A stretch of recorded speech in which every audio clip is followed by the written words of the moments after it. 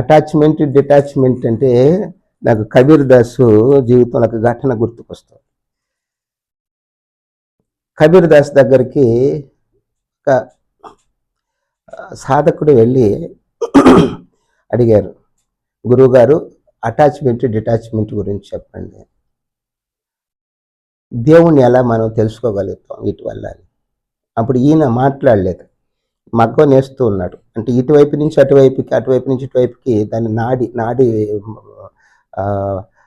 ఆ నూలు చుట్టినటువంటి పెట్టి లాగుతూ ఉంటే అది ఇటువైపు అటువైపు వస్తూ సౌండ్ చేస్తూ ఉంటుంది. ఒక 2 నిమిషాలు ఈ సౌండ్ని ఆలకించు అన్నాడు.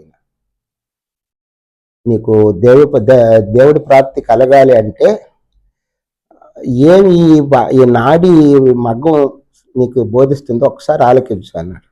ఆయన కొంచెం ఇంగ్లీష్ తెలుసుకున్న ఆయన అడిగిన ఆయన. అప్పుడు ఈయన ఇది చేస్తూ ఉంటే ఒకవైపు వెళ్ళినప్పుడు అటాచ్, ఇంకొక వైపు detach, attach detach, attach detach అని వస్తున్న సౌండ్. ఇప్పుడు ఏం వినిపిస్తుంది అని, అటాచ్ డిటాచ్ అని వస్తుంది.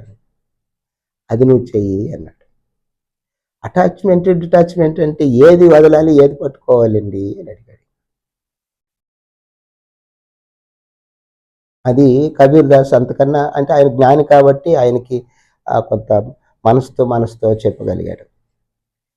మనకు మామూలుగా అటాచ్మెంట్ అనేది మనిషికి ఎప్పుడు ఉంటుంది. మనకు ఈ అటాచ్మెంట్ అంటే ఒక విధంగా మనం చెప్తాము లోభత్వం అంటాం.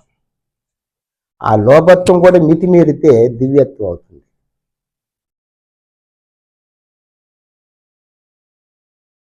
లోభత్వం మితిమీరిపోవాలి, ఇప్పుడు దివ్యత్వం అవుతుంది. ఇప్పుడు లోభత్వం ఎక్కడ స్టార్ట్ అవుతుంది?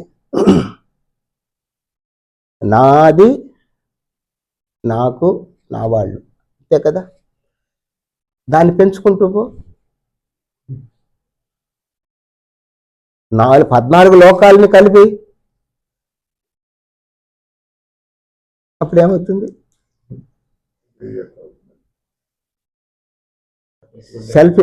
సెల్ఫిష్నెస్ కూడా ఇప్పుడు ఎక్స్పాండ్ చేస్తే ఇన్ఫినిట్గా అది కూడా అన్సెల్ఫిష్ అయిపోతుంది. దైవత్వం